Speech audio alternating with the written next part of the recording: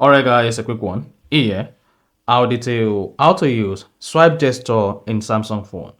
So if at the end of this you found this offer informative, please don't forget to like and then subscribe.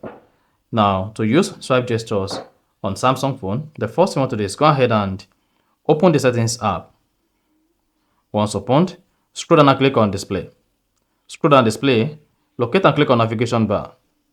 Then under navigation bar, if you have buttons selected, go ahead and select swipe gestures. Now the first thing you're going to notice is this button will disappear and you have a long line at the bottom here.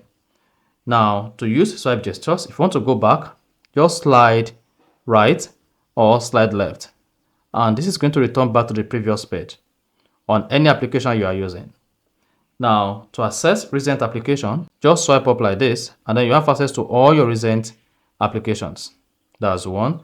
And if you want to move between two applications, let's say for instance that you are operating the settings app and I want to go to your previous application without closing settings, just swipe like this and then you'll be able to access all previous applications.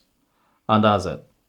So that is exactly how to use swipe gesture in Samsung. If you found this offer informative, please don't forget to like and then subscribe.